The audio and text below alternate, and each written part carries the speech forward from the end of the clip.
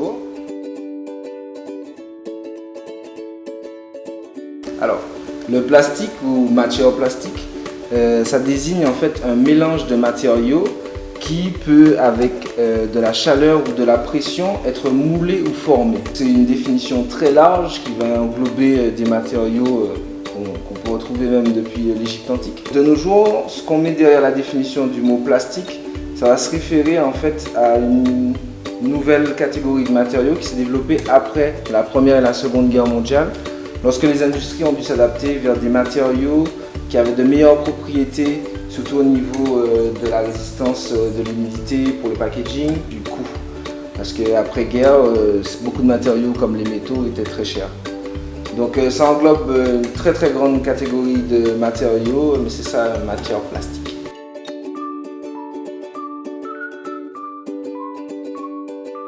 Alors, comme je viens de dire, il y a énormément de matières qui peuvent être appelées matières plastiques.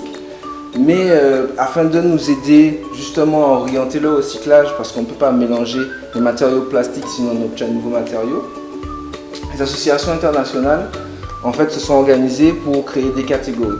Donc il existe 7 catégories de plastique à l'heure actuelle. Donc le premier c'est polyéthylène, polyéthylène haute densité et polyéthylène basse densité, le polyvinyl de chlorure, polypropylène et le polystyrène. Et enfin une dernière catégorie qui va permettre d'inclure tous les plastiques qui sont des alliages des précédents ou qui ont d'autres matériaux à l'intérieur.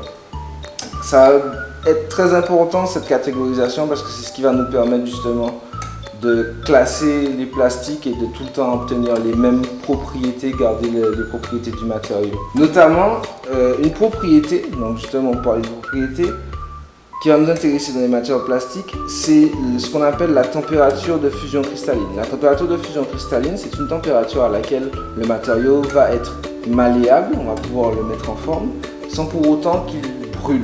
Donc on n'aura pas d'émission de particules du matériau. C'est ce qui va nous permettre justement de le recycler quasiment indéfiniment comme le verre, et donc qui offre encore une fois une propriété incroyable au plastique dans son recyclage.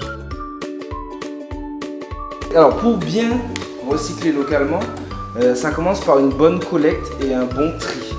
Donc pour pouvoir correctement réaliser le tri, il faut se référer souvent au bas des produits qu'on a jetés. On va retrouver les numéros qui indiquent quel type de plastique.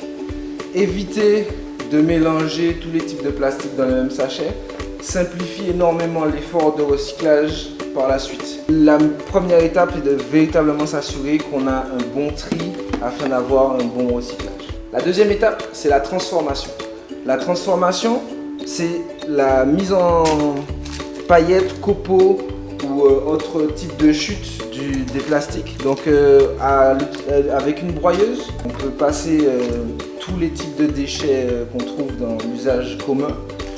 Bien sûr, pour les plus grosses pièces de plastique type automobile, ce genre de choses, il faudra se munir d'une plus grosse broyeuse, mais on s'attaque aussi du coup à une industrie qui aura plus de rendement, de volume. Et donc l'objectif en fait de faire cette transformation-là, c'est de pouvoir entreposer plus facilement, pouvoir faire des mariages pour les couleurs. Si jamais vous voulez réaliser des alliages de plastique, pouvoir les mélanger à des ratios précis. La meilleure façon, ce sera de d'abord utiliser la transformation. Ce n'est pas une étape obligatoire. Dans certains cas, on va pouvoir transformer le matériau directement en le plaçant dans le moule. Donc là, j'ai un exemple d'un carreau qui a été réalisé à partir d'un sachet qui enveloppe les bananes, les gaines comme on les appelle. Donc le sachet a été enrobé avec la liane qui permet d'attacher le sachet dans le bas autour de la pâte de banane et placé à l'intérieur d'un moule. Un moule en aluminium qui va permettre de mieux transmettre la température. On obtient une pièce avec des propriétés beaucoup plus rigides que le matériau qui était très fin. Donc on conserve une bonne partie des propriétés et en changeant légèrement sa forme, on obtient un nouveau produit. Donc la transformation n'est pas obligatoire, mais dans certains types de recyclage, ça va être une étape impérative. Donc, on va en profiter pour faire un exemple de mise en forme. Donc, comme on a des paillettes, on va les utiliser On va les placer dans un moule. Je vais utiliser une presse pour élever la température du plastique à sa température cristalline. Et grâce à la pression qu'on va appliquer, on va pouvoir mouler notre objet. On revient à la définition du moule plastique. Donc je prends mon moule, je vais placer des paillettes de plastique. J'en profite pour créer un peu le motif que je souhaite. Une fois le moule amplement fourni, je vais simplement placer une deuxième plaque qui va me permettre d'appliquer de la pression par-dessus.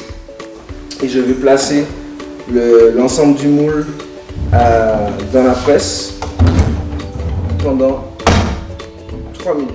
Voilà, donc une fois que la température cristalline a été atteinte, on peut sortir notre objet du moule et venir placer davantage de plastique de l'autre côté.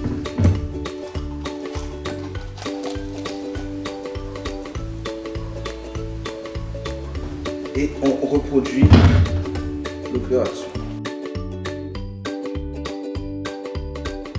Ce type de presse est à l'origine réservé pour un usage textile. Libre à vous par la suite de réaliser différents types de moules. Donc là, pour vous donner un exemple, vous avez le produit fini qu'on est en train de réaliser. Donc avec une forme assez particulière. Vous pouvez avoir aussi avec des formes beaucoup plus simples. Vous pouvez avoir aussi des moules beaucoup plus complexes avec des détails qui vont être retranscrits sur le plastique, par exemple pour faire des jeux de dominos. Vous pouvez travailler avec des couleurs, différentes épaisseurs, différents types de formes, différents types de finitions. Il y a 5 machines au total dans la famille. Donc la broyeuse, la presse à chaud, l'extrudeuse qui permet de fabriquer du fil. Donc là on est arrivé à température, donc je vais activer une vis infinie à l'intérieur qui va faire qu'on va avoir du fil qui va couler en continu. Il y a aussi une lamineuse donc, qui permet de faire des grandes plaques, une injecteuse qui fonctionne à peu près comme le principe de l'extrudeuse où on a des résistantes chauffantes le long d'un tube qui par la suite après on va injecter avec la pression à l'intérieur d'un moule. Alors la meilleure ressource, c'est le père de ce projet, Dave Hawkins, qui a un site international très facile à trouver, Precious Plastic. Sur ce site-là, vous allez trouver tous les plans des machines. Vous avez aussi des gens qui vendent les machines. Vous pouvez aussi voir les produits qui sont réalisés. Je vous invite à aller voir le site de Precious Plastic.